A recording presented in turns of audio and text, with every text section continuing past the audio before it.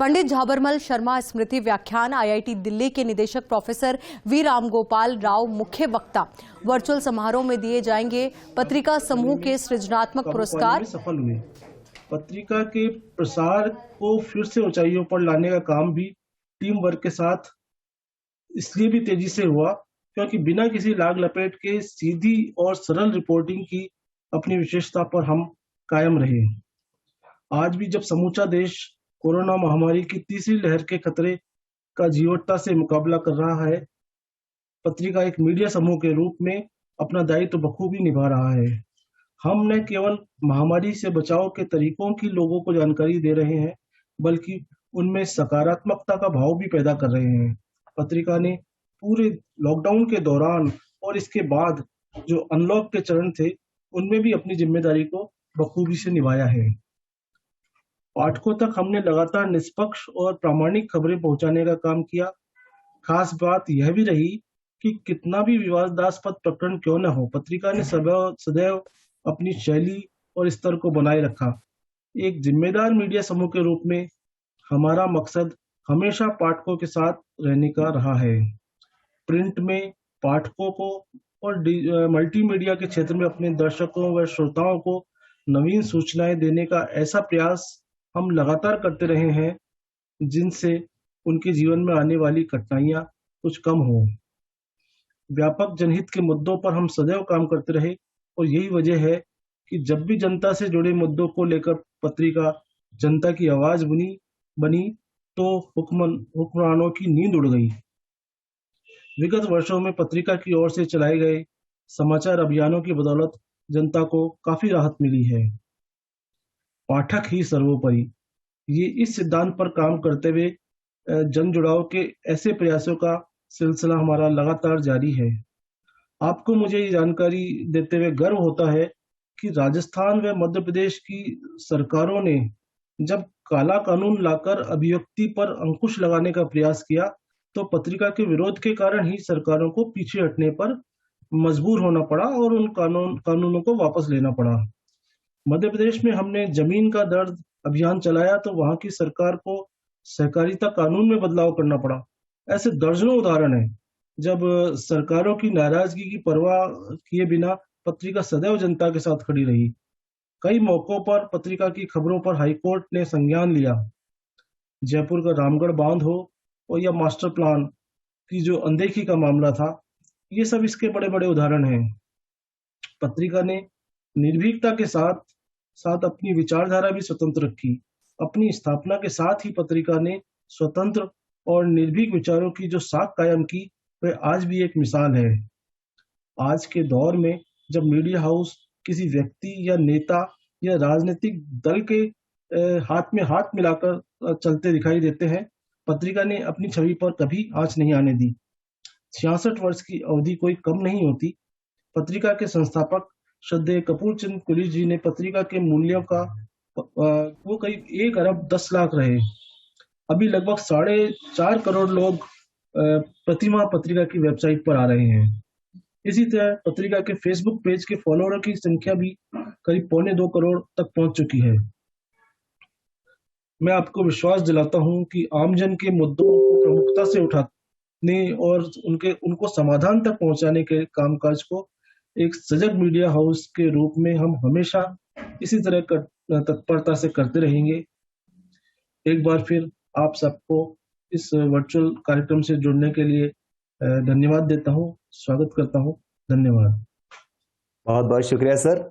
और जैसा कि हम बता चुके हैं आपको कि आज के हमारे चीफ गेस्ट हैं ऑनरेबल दिल्ली के director professor V Ramgopal Rao.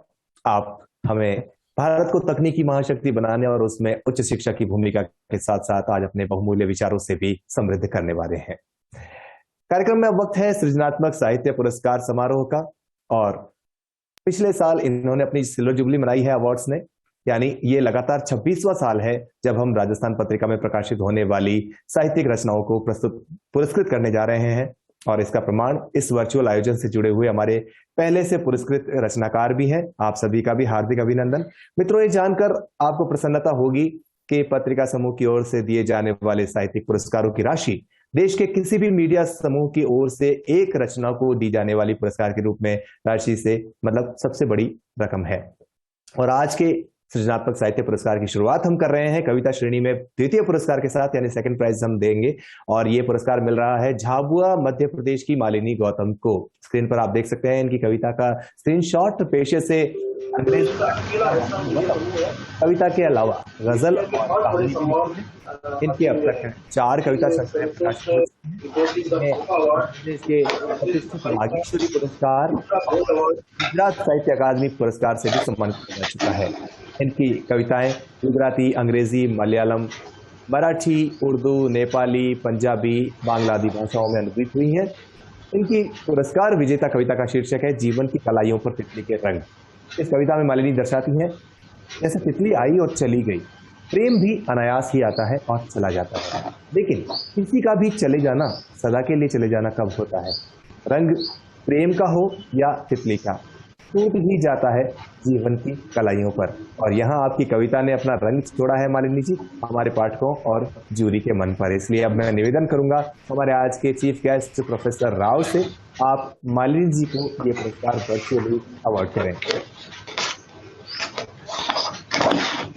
Malini Gautam ji award है।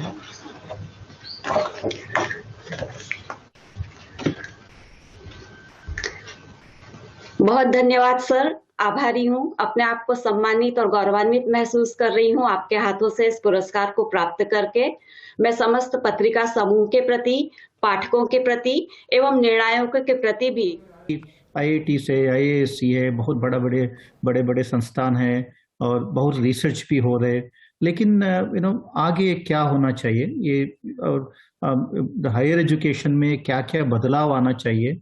हम IIT दिल्ली में भी देखेंगे, लास्ट 5 साल से मैं ऑलमोस्ट 6 इयर्स हो गया इधर हम क्या क्या बदलाव लाया है, उससे क्या फर्क पड़ा है देश के लिए। और यही चीज if every institution does that, then what all can happen in the country. So I will touch upon some of these issues. India's higher education sector is vast, is pretty huge, बहुत बड़ा है। अगर आप देखेंगे इसमें 38 crores 53 lakh people, 38 crores मतलब almost US का population India का हायर एजुकेशन में पढ़ाई कर रहे हैं। तो बहुत it's a very large kind of a system. And if you look at the PhD students, 2 lakh PhD students अभी अपना हायर एजुकेशनल इंस्टीट्यूशंस में पढ़ाई कर रहे, PhD कर रहे, और ये दूसरा नंबर से ये सब है। और PhD का स्ट्रेंथ देखेंगे हम, हर एक साल 10% से ज़्यादा इम्प्रूवमेंट है, 10% से ग्रोथ है। और बहुत सारा इंस्टीट्यूशंस है, institutions of national importance, state universities है, डीम्ड यूनिवर्सिटीज है, ओवरऑल ओवर 1000 इंस्टीट्यूशंस है। जब when we saw at the time of independence we had just about 15 universities, तो अभी 1000 इंस्टीट्यूशंस हो गया है। इसमें इंस्टीट्यूशंस ऑफ नेशनल इंपॉर्टेंस जिसमें IITs, IASC, IISERs, IIMs वो सब शामिल होते हैं, तो 135 इंस्टीट्यूशंस है।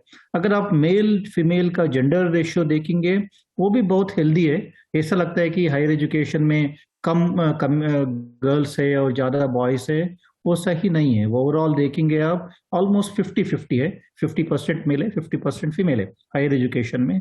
IITs में ये सही है कि गर्ल्स का रेशियो कम है, गर्ल्स कम है, बट वो भी अभी इम्प्रूव हो रहे हैं। अगर आप IIT दिल्ली में देखेंगे, एवरी 3rd स्टूडेंट, हर एक तीसरा स्टूडेंट गर्ल स्टूडेंट है। तो वो इम्प्रूवमेंट अभी रिसेंटली हुआ है। पहले IITs में सिर्फ बॉयज का ज्यादा रहते थे, लेकिन अभी हर एक 3rd स्टूडेंट गर्ल स्टूडेंट बन गए हैं। और अंडर ग्रेजुएट क्लासेस में, BTech क्लासेस में एवरी 5th स्टूडेंट अभी गर्ल स्टूडेंट है। तो ये सब बदलाव आ रहे हैं, तो अभी यही डायरेक्शन में आगे भी होना चाहिए। But 27.1% is our gross enrolment ratio in the higher education, मतलब 12th के बाद